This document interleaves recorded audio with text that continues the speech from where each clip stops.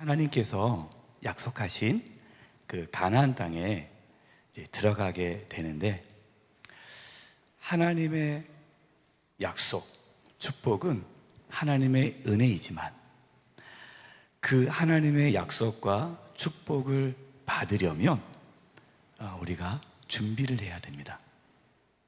모든 것이 다 하나님의 은혜죠. 가나안 땅에 들어가는 거 하나님의 은혜죠. 그러나 가나안 땅에 들어가려면 또 우리가 또 이스라엘 백성들이 준비를 해야 하는 것이 있었습니다. 하나님께서는 여호수아와 이스라엘 백성들, 그들이 하나님의 약속과 축복을 받을 수 있도록 오늘 이렇게 말씀해 주십니다. 저와 여러분 가운데 하나님의 은혜와 축복이 있기를 바랍니다. 하나님의 은혜와 축복이 있으려면 우리도 그 하나님의 은혜와 축복을 받을 준비를 해야 됩니다. 그래서 오늘 말씀을 통해서 우리가 어떻게 하나님의 은혜와 축복을 받을 준비를 할 것인가, 이 부분에 대해서 말씀을 이제 나누고자 합니다. 먼저 여호수아 1장 1절 말씀을 보면, 이제 여호와의 종 모세가 죽은 후에 그렇게 말씀이 나옵니다. 그리고 여호와께서 모세의 수종자 눈의 아들 여호수아에게 말씀하여 이르시되, 그동안 40년 동안 이스라엘 민족을 이끌어왔던 모세가 죽었습니다. 모세가 죽자 이스라엘 백성들 마음이 어땠을까요? 두려웠죠.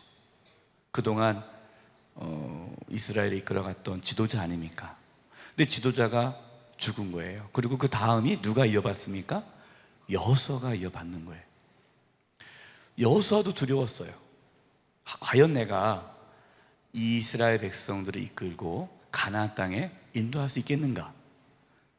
얼마나 여호수아가 두려웠겠습니까? 그래서 하나님께서는 두려움에 가득 찬 여호수아에게 말씀해 주십니다. 그 말씀이 뭐냐? 우리 1번, 하나님이 우리보다 앞서 친히 행하십니다 라는 타이틀인데요, 1번에 모세가 죽은 후 하나님은 여호수아에게 무슨 말씀을 하십니까? 우리 같이 한번 읽어보겠습니다. 시작.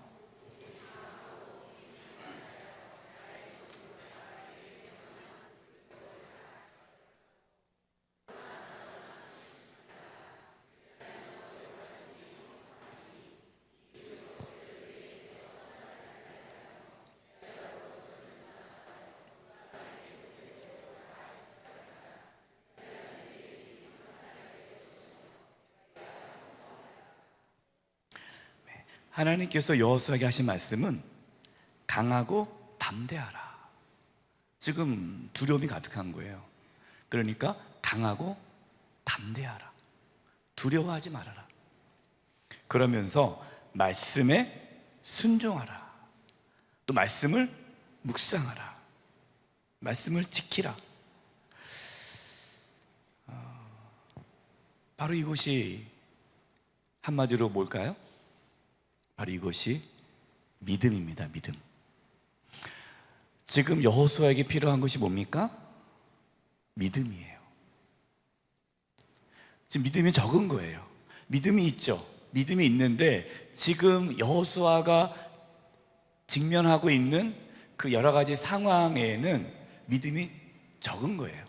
그러니까 두려움이 생기는 거죠.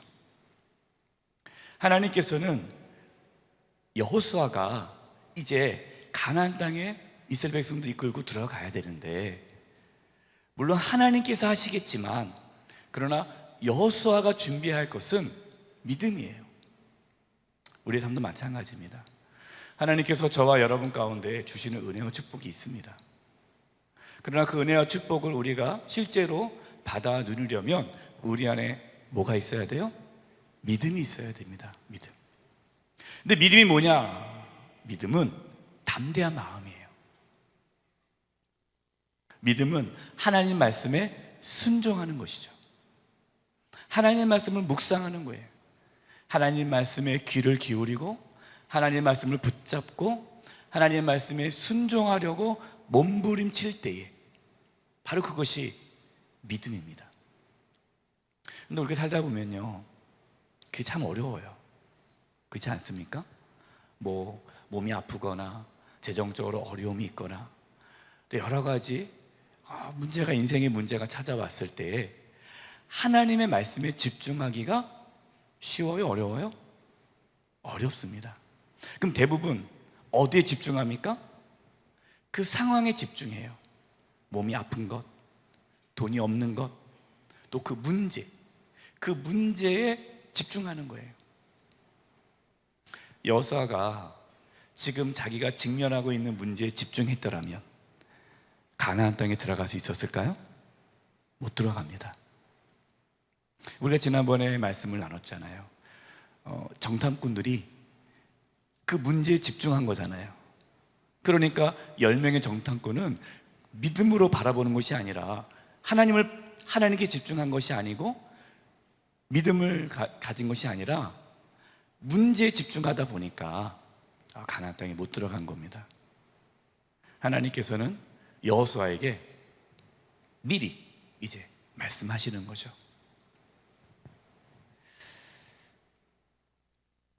그렇게 내가 나를 믿고 두려워하지 말고 나만 믿고 하나님 말씀에 집중하고 하나님을 붙잡고 하나님의 말씀에 순종한다면 그리하면 형통하리라.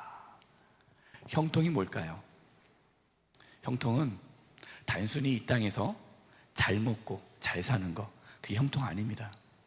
만약에 그것이 형통이라면 예수님을 잘 믿는 분들 중에 잘 먹고 잘 입지 못하는 분들도 계세요. 그럼 그건 형통하지 않은 건가요? 성경에서 말하는 형통이란 하나님께서 주신 사명을 완수하는 삶이 형통이에요. 하나님께서 우리를 이 땅에 보내셨습니다. 우리가 이 땅에서 그냥 잘 먹고 잘 살고 남들 앞에 떵떵거리며 살도록 하기 위해서 이 땅에 하나님이 보내주신 것이 아니에요. 우리에겐 사명이 있습니다. 그 사명을 감당하라고 보내주셨어요. 그 사명을 잘 감당하는 것, 그것이 형통한 거예요. 그러니까 이스라엘 백성들의 사명이 무엇입니까? 가나안 땅에 들어가서 제사장의 나라로 살아가는 것이 그게 이스라엘 민족의 형통함이에요. 그 사명을 감당하기 위해 믿음이 필요한 거죠. 저와 여러분 삶도 마찬가지입니다. 하나님께서 저와 여러분이 주신 사명이 있습니다. 그 사명을 믿음으로 잘 감당할 수 있기를 바랍니다. 그것이 형통한 삶이에요. 두 번째, 여호수아는 백성들에게 무엇을 하라고 말씀합니까? 이제 하나님께서 여호수아에게 말씀하셨죠. 그리고 이제 여호수아가 힘을 얻게 됩니다. 그렇구나. 가나안 땅에 들어가는 것, 그는 우리의 힘이 아니라 하나님의 능력이구나. 그래, 우리가 하나님께 집중해야겠구나. 하나님께서 주신 말씀이죠. 그래서 여호수아가 백성들에게 하신 말씀은 하나님께서 여호수아에게 주신 말씀이에요. 그렇기 때문에 대언해서 하는 겁니다. 그것이 오늘 본문 여호수아 3장 5절입니다. 같이 읽어보겠습니다. 시작.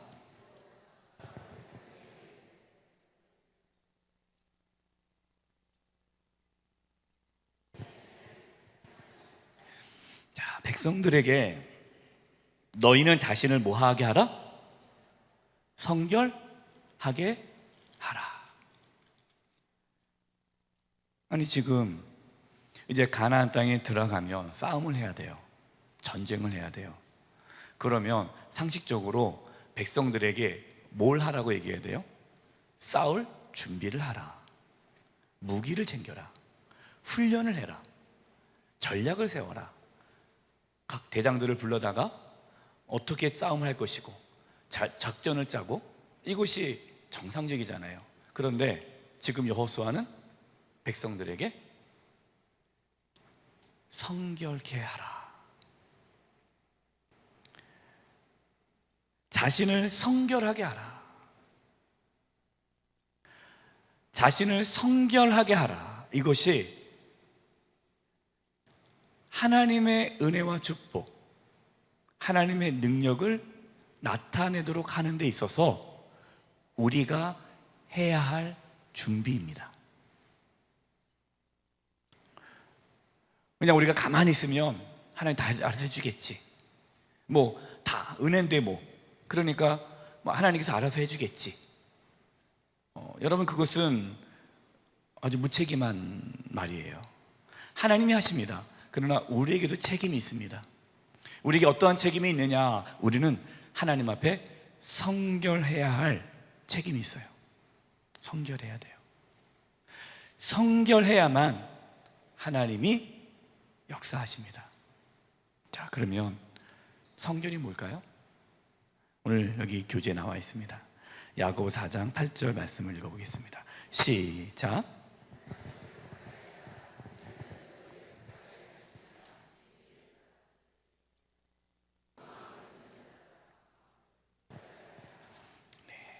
하나님을 가까이 하라. 그리하면 너희를 가까이 하시리라. 성결이 뭘까요? 하나님을 가까이 하는 겁니다. 하나님께 집중하는 겁니다. 우리가 어떤 일을 할 때 우리의 시선을 하나님께로 고정해야 합니다. 그것이 중요해요. 하나님을 가까이 하라. 그리하면 너희를 가까이 하시리라. 죄인들아, 손을 깨끗이 하라. 그럼 손을 깨끗이 하는 게 뭘까? 두 마음을 품은 자들아, 마음을 뭐하라? 성결하게 하라. 자, 두 마음을 품은 자. 그럼 두 마음을 품은 것은 성결하지 않은 거예요? 하나의 마음을 품는 것이 성결한 겁니다. 그러면 우리가 하나님 앞에 성결함으로 준비를 해야 되는데, 그 말은 뭡니까? 하나의 마음을 품는 거예요. 하나의 마음이 어떤 마음입니까? 두 마음이 아니죠. 그럼 두 마음이 어떤 마음이에요? 하나님도 바라보고 다른 것도 바라보는 거예요. 이 두 마음이에요. 성결한 마음은 오직 하나님만 바라보는 마음입니다. 두 마음을 가져서는 안 돼요. 하나님만을 사랑해야 되고 하나님만을 의지해야 됩니다. 여러 가지 것 중에 하나가 아니라 오직 하나님만을.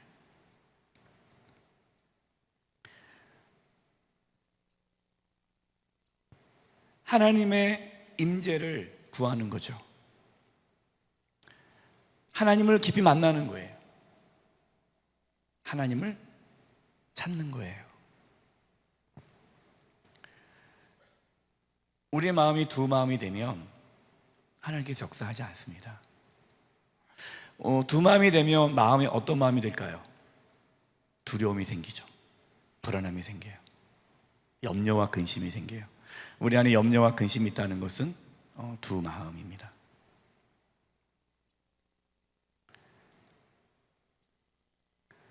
그래서 여호수아는 지금 백성들이 두려워하고 있잖아요. 가나안 땅에 들어가 직전인데 뭐 알고 있지 않습니까? 가나안 족속에는 7족속이 살고 자신들보다 키도 크고 도저히 이길 수 없는 전쟁인데 이제 들어가야 되는 거죠. 그러니까 그 마음이 얼마나 불안하고 두렵겠어요. 그 마음이 나눠진 거예요. 분명히 그 이스라엘 백성들 중에는 이런 얘기 하는 사람이 있겠죠. 야, 우리가 이길 수 있을까? 하나님께서 이 땅을 주신다고 했는데 과연 우리가 얻을 수 있을까? 웅성웅성 잘못된 거 아니야? 이거 가면 안 되는 거 아니야? 이 마음이 두 마음이 있는 거예요. 우리도 살다 보면 두 마음이 있지 않습니까? 네. 야, 이게 하나님만 바라보고 가는 게 맞을까? 또 세상도 중요한데 자꾸만 우리가 이렇게 두 마음을 가지게 되면 하나님의 역사는 나타날 수가 없는 겁니다. 자, 세 번째, 하나님은 여호수아 백성들에게 어떠한 약속을 하십니까? 우리 본문 7절, 10절 읽겠습니다. 시작.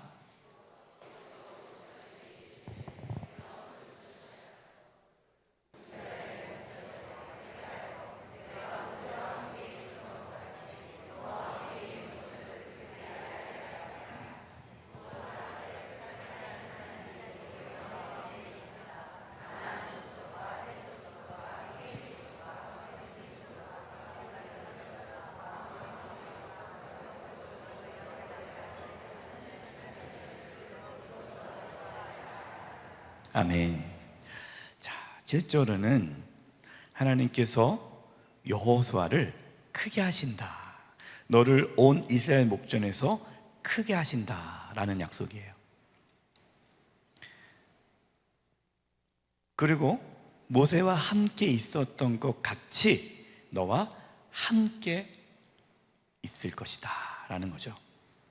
크게 하심, 함께 하심, 이것이 하나님께서 여호수아에게 한 약속입니다. 전제 조건이에요. 무엇을 하면 그렇게 되는 겁니까? 한 마음을 품을 때, 성결하게 할 때에, 하나님 말씀에 집중할 때에, 하나님을 바라볼 때에, 하나님을 의지할 때에, 두려워하지 않고 불안해하지 않고 하나님을 바라보며 나아갈 때에 하나님께서 그 여호수아를 크게 하시고 함께 하신다 말씀하세요. 10절에는요, 살아계신 하나님이 너희 가운데 계시사, 이스라엘 백성들에게도 말씀합니다. 살아계신 하나님이에요. 여러분, 우리가 섬기는 하나님은 죽으신 분이십니까? 살아있는 분입니까? 살아있는 분이세요. 하나님이 죽으신 것처럼 말과 행동을 하지 않기를 바랍니다. 하나님은 살아계세요. 근데 살아계신 하나님이 어디 계신다고요? 우리와 함께 계신다. 그렇기 때문에 그 일곱 족속을 다 얘기하는 거예요. 그 일곱 족속을 너희 앞에 반드시 쫓아내실 줄을 이것을 너희가 알리라. 자, 이것이 뭘까요? 이것은 이제 곧 등장하는 요단강이 갈라지는 하나님의 능력이에요. 하나님께서 그 요단강을 갈름으로써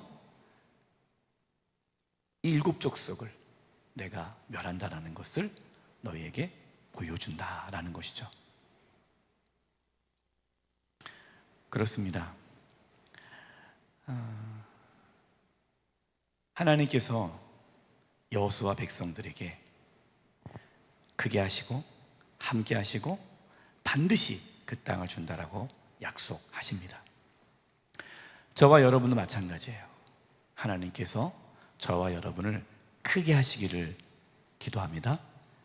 하나님께서 함께 하시고 또 하나님께서 저와 여러분에게 주시고자 한 그 사명을 온전히 이루어 주실 것입니다.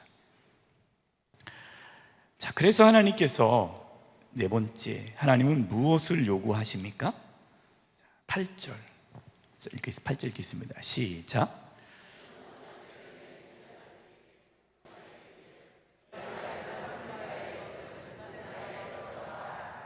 네, 우리 13절 읽겠습니다. 시작.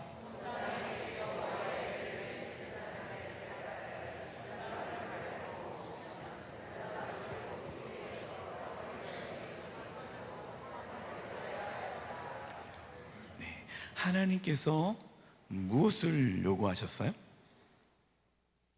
제사장들이 덮개를 메고 이제 이스라엘 백성들 앞에 섭니다.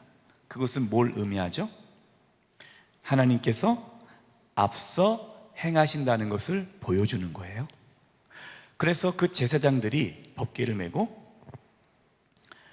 요단강에 들어가야 된다라는 겁니다.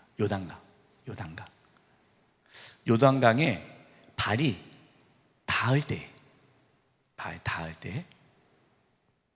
그때 하나님께서 어떠한 일을 하실지, 요단강이 이제 멈춘다라고 말씀하시죠. 하나님께서 요구하시는 것은 순종이죠. 그냥 굳이 그렇게 할 필요 없잖아요. 뭐 그렇게까지 번거롭게 제사장들 신발 젖게 뭐 그렇게 할 필요 없잖아요. 뭐 하나님이 꼭 그 제사장들이 발이 물에 닿아야 뭐 이 요단강이 물이 멈추는 능력이 있는 분은 아니잖아요. 예. 충분히 할 수 있는데 왜 그렇게 하셨어요? 예, 순종을 요구하시는 겁니다. 때로 하나님께서요, 우리에게 우리가 순종할 때까지 기다리십니다. 우리가 움직이기 전까지는 하나님께서 움직이지 않으시기도 해요. 그래서 보시는 거예요. 순종하나 순종하지 않으나. 말로만 순종하겠습니다 하지 마시고 행동으로 보여줄 수 있기를 바랍니다. 네, 행동으로 옮길 때 하나님께서 일하시는 거죠. 이것이 두 번째입니다. 자, 하나님은 우리에게 무엇을 요구하십니까? 믿음의 순종을 요구하십니다. 우리 이번에 같이 한번 읽어볼까요? 이번 하나님은 시작.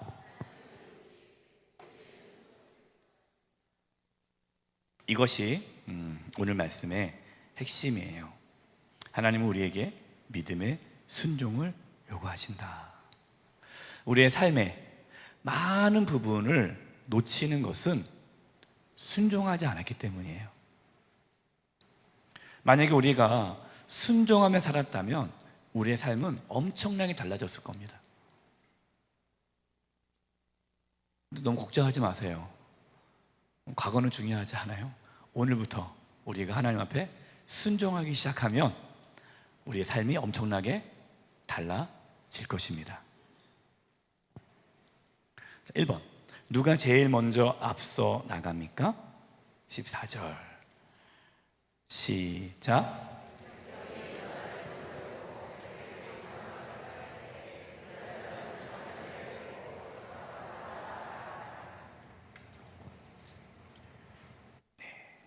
제사장들은 언약궤를 메고 백성 앞에 나아가니라. 이것은 무엇을 보여준다고 말씀을 드렸죠?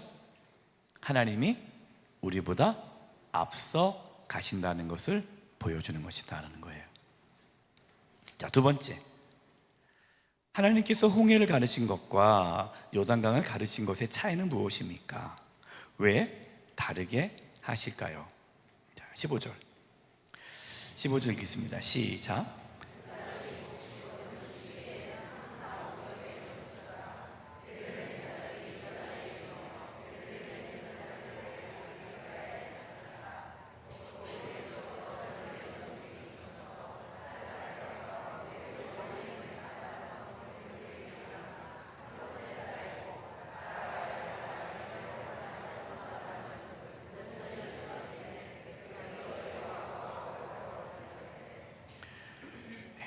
홍해 때는 하나님께서 어떻게 홍해를 가르셨죠?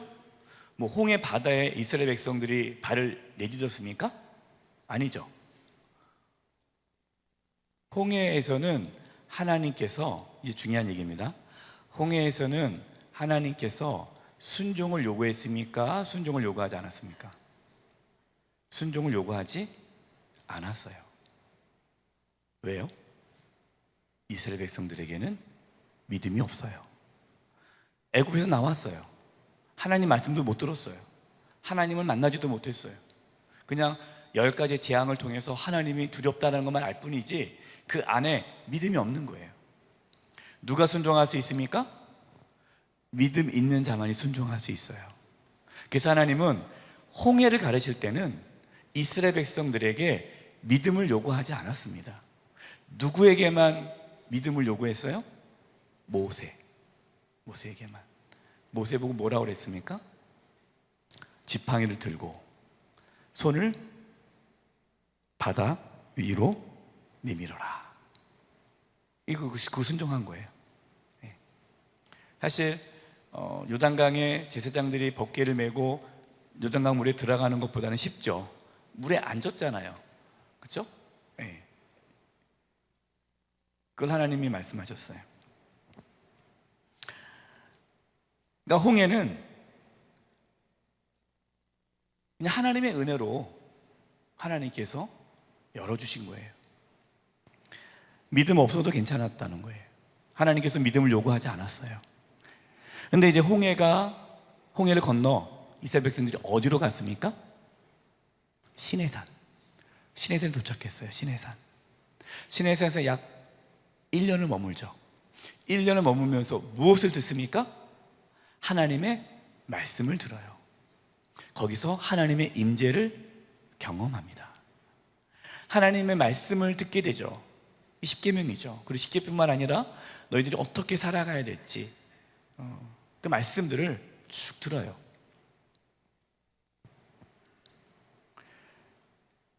그리고 이제 광야 생활을 하게 됩니다. 광야 생활은 뭐 하는 훈련입니까? 순종하는 훈련이에요. 광야는 순종 훈련이에요. 그래서 광야 학교는 순종 학교예요. 하나님께서 순종을 훈련시키시는 거예요. 믿음을 훈련시키는 거예요. 믿음을. 왜요? 가나안 땅에 누구만 들어갈 수 있어요? 믿음이 있는 자만이 들어가니까, 순종하는 자만이 들어가니까. 그러니까 그거를 하는 거예요. 이스라엘 백성들이 원래 더 일찍 들어갈 수 있었는데 못 들어간 이유가 뭐예요? 가데스 바네아에서 순종하지 않은 거잖아요. 그래서 불신 때문에 가나안 땅에 못 들어가고 40년 동안 하루가 1년으로 해서 40년을 광야에서 있고, 결국에는 순종하지 않은 1세대들은 다 죽고 2세대만 가나안 땅에 들어갈 수 있었잖아요. 자, 이제 광야 생활을 다 마치고 가나안 땅에 들어가기 직전이에요. 요단강을 건너가면 가나안 땅이에요. 요단강을 건너가면. 자, 그러면 요단강에서는 하나님께서 무엇을 요구할까요?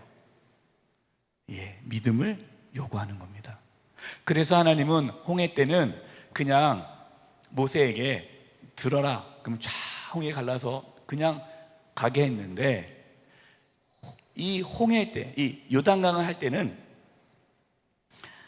법궤를 메고 제사장이 발이 물에 닿아야만 요단강이 멈추게 하셨어요. 그 당시 지금 우리가 15절의 말씀 보니까 곡식을 거두는 시기라고 했잖아요. 그럼 이때가 요단강이 물이 가장 많을 때예요.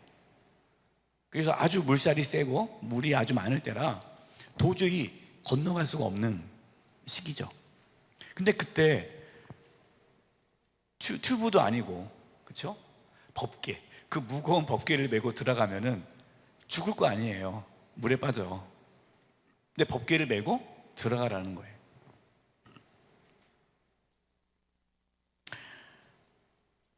하나님은 순종을 요구한 거죠. 그래서 순종을 하자. 어떻게 됐습니까? 요단강 물이 멈추게 됐어요. 그래서 이스라엘의 그 제사장들은 법궤를 메고, 법궤를 맨 제사장들이 요단강 가운데에 서 있습니다. 요단강 가운데 딱 서 있고 백성들은 계속 지나가는 거예요. 뭘 의미합니까? 끝까지 순종하는 거죠. 계속 순종하는 그 순간에 가나안 땅에 들어가는 거예요. 우리가 예수님을 믿음으로 구원을 받아요. 그러나 믿음도, 우리가 예수님 믿는다는 것도 순종입니다. 뭘 순종이에요? 예수님이 나의 주인이라는 것을 인정하는 거죠. 그게 예수 믿는 거예요. 예수 믿는 것은 하나님 앞에, 주님 앞에 굴복하는 거예요. 내가 순종하겠다고 고백하는 겁니다. 그래서 지난주에 말씀드렸잖아요. 신앙생활은 하나님 앞에 정말 자기를 완전히 굴복하고 내려놓는 것이지 자기 성격대로 믿으면 안 돼요.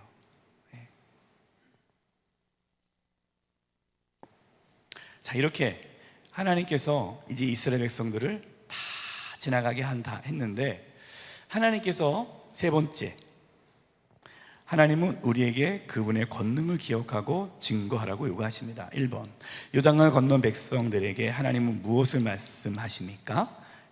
여호수아 4장 2절 3절 읽겠습니다. 시작.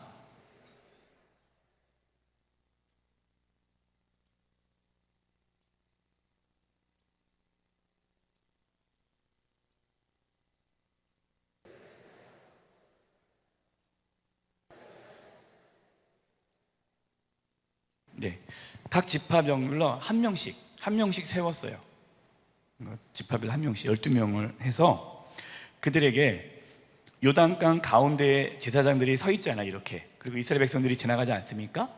그래서 각 지파별 한 명씩 그 제사장들이 굳게 이렇게 서 있는 그 자리에 돌 하나씩 취하라고 그랬어요. 하나씩. 그럼 12개가 되잖아요. 12개. 각 지파별 하나씩이니까 12개. 그 12개의 돌을 가져와서 너희가 유숙할 곳 길갈입니다. 그 가나안 그 요단강을 건너서 첫 번째 모였던 장소가 길갈이에요. 길갈. 거기에 이제 기념비를 세우라는 거죠. 그 돌 12개를 세워서 그거를 기념으로 해라라는 거예요. 자, 그러면 두 번째, 왜 하나님이 요단강 가운데 있는 돌을 취하라고 하십니까? 여호수아 4장 22, 24절 읽겠습니다. 시작.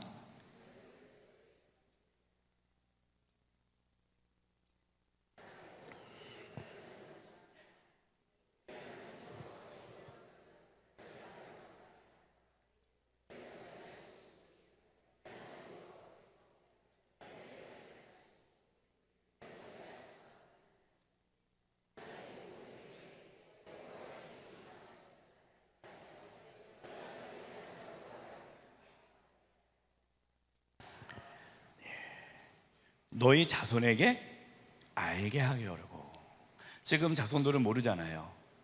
그 요단강을 건너간 사람들만 알지 후손들은 모르잖아요. 그러니까 후손들에게 알게 하는 거죠. 하나님의 능력, 하나님께서 요단강을 건너게 하셨고 홍해를 말리시고 건너게 했던 것처럼 이제는 이 요단강을 하나님께서 멈춤으로 가나안 땅에 들어가도록 하신 그 하나님의 크신 능력, 이것을 알도록 하기 위해, 그래서 뭐 하도록이요? 하나님을 항상 경외하게 하려 하심이라. 하나님을 경외하도록 하기 위해 돌들을 세우라라는 것입니다. 하나님은 계속해서 우리가 하나님을 기억하기를 원하십니다. 그래서 우리는 하나님을 항상 기억해야 돼요. 우리가 그동안 살아오면서 하나님께서 우리를 지켜주시고 인도해 주시고 보호해 주셨던 거 기억나십니까? 있죠. 그것을 기억해야 돼요. 뭐 할 때마다? 우리 인생에 어려움이 찾아올 때마다 과거에 하나님께서 우리를 어떻게 인도해 줬는지, 우리에게 베풀어 주신 그 은혜를 기억하면서 다시금 하나님을 바라보는 거예요. 여러분, 그것이 참 신앙에서 중요합니다.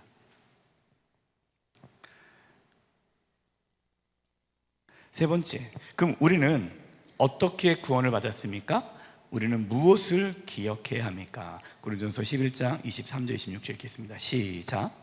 내가 너에게 전한 것은 주께 받은 것이니 곧 주 예수께서 잡히시던 밤에 떡을 가지사 축사하시고 떼어 이르시되 이것은 너희를 위하는 내 몸이니 이것을 행하여 나를 기념하라 하시고 식후에 또한 그와 같이 잔을 가지시고 이르시되 이 잔은 내 피로 세운 새 언약이니 이것을 행하여 마실 때마다 나를 기념하라 하셨으니 너희가 이 떡을 먹으며 이 잔을 마실 때마다 주의 죽으심을 그가 오실 때까지 전하는 것이니라. 아멘.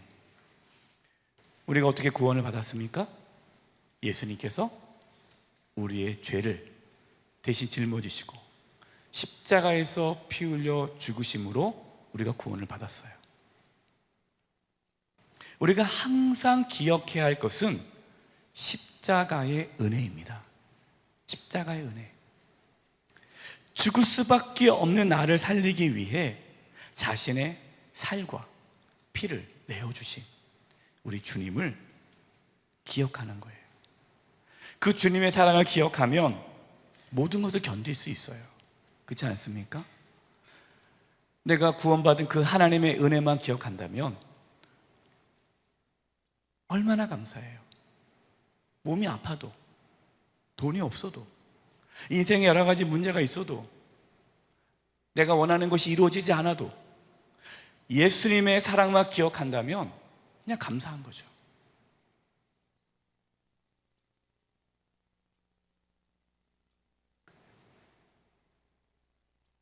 십자가의 은혜를 우리는 항상 기억해야 합니다. 그래서 그것을 기념하기 위해 성찬을 하라고 하는 거예요. 여러분, 우리가 성찬식 때만 주님의 십자가를 기억하는 것이 아니라 우리는 매일매일 십자가의 은혜를 기억해야 합니다. 십자가의 은혜를 기억하면 어떻게 될까요? 사람이 관대해지죠. 십자가의 은혜만 기억하면요, 다 용서가 되는 거예요. 십자가의 은혜만 기억하면요, 감사하죠. 바로 그것이 하나님께서 우리에게 오늘 주시는 말씀입니다. 한 가지 얘기만 하고 마치겠어요. 십자가의 은혜는 기억할 뿐만 아니라 우리 자녀들에게, 또 우리 주변 분들에게 전해야 됩니다. 제가 이제 말씀을 준비하는데 제가 아는 목사님, 동기 목사님이 공주에서 목회를 해요. 공주에서 목회를 하는데 이제 저한테 카톡을 보내주셨어요.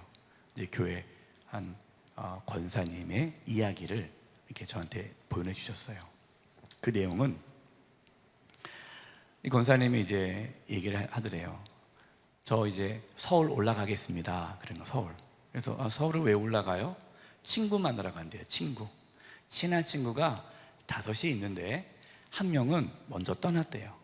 그 권사님 나이가 88세예요. 나 친구가 하나씩 떠날 거 아니겠어요? 친구가 떠났대요. 그래서 4명의 친구를 만나러 이제 서울에 올라간다는 거예요. 그런데 그 4명의 친구 중에 한 친구가 예수님을 모른대요. 안 믿는다는 거예요. 그래서 이번에 자기가 서울에 올라가서 그 친구를 만나는데, 예수님 안 믿는 친구를 만나는데 그 친구에게 예수님을 전하겠다라는 거예요. 그래서 기도해 달라고. 근데 그 얘기를 하는데 그 권사님의 눈에 눈물이 글썽글썽 거렸다는 거예요. 그 눈에 그 친구가 예수님 안 믿고 지옥 가면 안 되잖아요. 그러니까 눈물이 글썽글썽 하는 모습을 이제 보고 기도하겠다고, 잘 갔다 오시라고 했던 내용을 이렇게 이야기를 해서 저한테 보내주셨어요. 저는 그걸 보면서 만약에 우리가 그 권사님처럼 주변에 정말로 예수를 모르고 있는 친구들, 가족들, 주변 사람들에게 복음을 전하는 삶을 산다면 우리는 늘 십자가의 은혜에 감격하며 살겠구나. 복음을 전할 때 십자가의 은혜를 경험합니다. 복음을 전할 때 저와 여러분,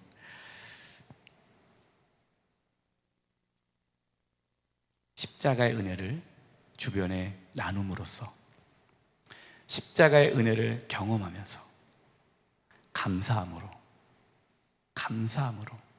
순종함으로 살아감으로 하나님께서 우리에게 주시고자 하는 그 사명을 완수함으로 형통한 삶을 살아가기를 간절히 축원드립니다. 기도하겠습니다. 하나님, 저희들에게 믿음을 부어주셔서 십자가의 은혜를 늘 간직하게 해주시고 십자가의 은혜를 전함으로 저희들이 하나님 앞에 순종하고 믿음으로 나아감으로 형통한 삶을 살도록 도와주시옵소서. 날씨가 무척 덥습니다. 이 더운 날씨에 우리 사랑하는 성도님들 건강 지켜주시고 보호하여 주시옵소서. 예수님의 이름으로 기도드립니다. 아멘.